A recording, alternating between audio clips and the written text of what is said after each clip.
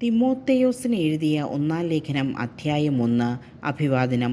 നമ്മുടെ രക്ഷകനായ ദൈവത്തിൻ്റെയും നമ്മുടെ പ്രത്യാശയായ യേശുക്രിസ്തുവിൻ്റെയും കൽപ്പനയാൽ യേശുക്രിസ്തുവിൻ്റെ അപ്പോസ്തലനായ പൗലോസ്, വിശ്വാസത്തിൽ എൻ്റെ യഥാർത്ഥ സന്താനമായ തിമോത്തേയോസിന്, പിതാവായ ദൈവത്തിൽ നിന്നും നമ്മുടെ കർത്താവായ യേശുക്രിസ്തുവിൽ നിന്നും കൃപയും കരുണയും സമാധാനവും.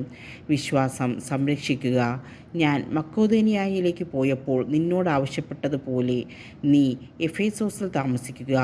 വ്യാജ പ്രബോധനങ്ങൾ നൽകുകയോ ഐതിഹ്യങ്ങളിലും അവസാനമില്ലാത്ത വംശാവലികളിലും ശ്രദ്ധ ചെലുത്തുകയോ ചെയ്യാതിരിക്കാൻ ചിലരെ ശാസിക്കുന്നതിനു വേണ്ടിയാണ് അത്. ഇക്കാര്യങ്ങൾ വിശ്വാസത്തിൽ ദൈവത്തിൻ്റെ കാര്യവിചാരിപ്പ് നിർവഹിക്കുന്നതിനു പകരം സംശയങ്ങൾ ജനിപ്പിക്കുന്നതിനേ ഉപകരിക്കുകയുള്ളൂ.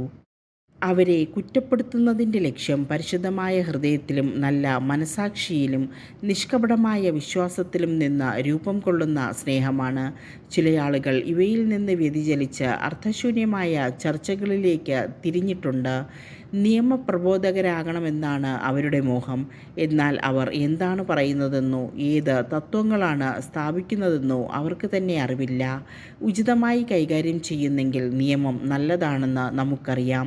നിയമം നിർമ്മിക്കപ്പെട്ടിരിക്കുന്നത് നീതിമാന്മാർക്ക് വേണ്ടിയല്ല, മറിച്ച് നിയമനിഷേധകർ, അനുസരണമില്ലാത്തവർ, ദൈവഭക്തിയില്ലാത്തവർ, പാപികൾ, വിശുദ്ധിയില്ലാത്തവർ, ലൗകികർ, പിതാവിനെയോ മാതാവിനെയോ മറ്റ് മനുഷ്യരെയോ വധിക്കുന്നവൻ, അസാന്മാർഗികൾ, സ്വവർഗഭോഗികൾ, ആളുകളെ അപഹരിച്ചു കൊണ്ടുപോകുന്നവർ, നുണയർ, അസത്യവാദികൾ എന്നിവർക്കു വേണ്ടിയും സത്യപ്രബോധനത്തിന് വിരുദ്ധമായ എല്ലാറ്റിനും വേണ്ടിയുമാണ്.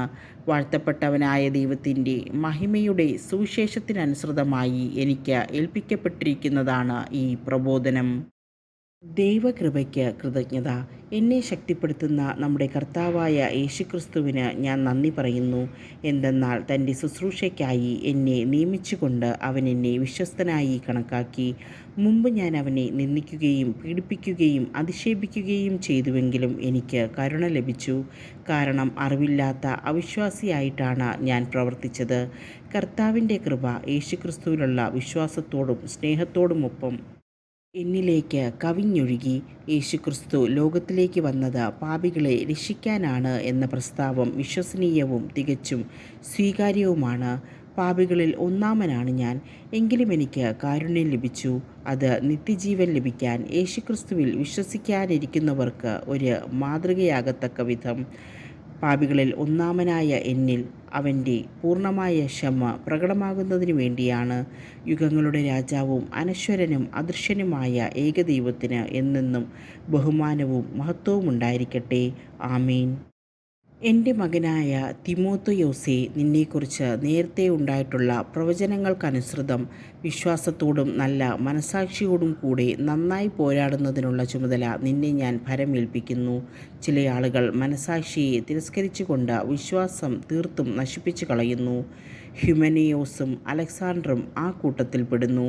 അവർ ദൈവദൂഷണത്തിൽ നിന്ന് പിന്മാറേണ്ടതിന് ഞാൻ അവരെ സാത്താന് വിട്ടുകൊടുത്തിരിക്കുകയാണ്.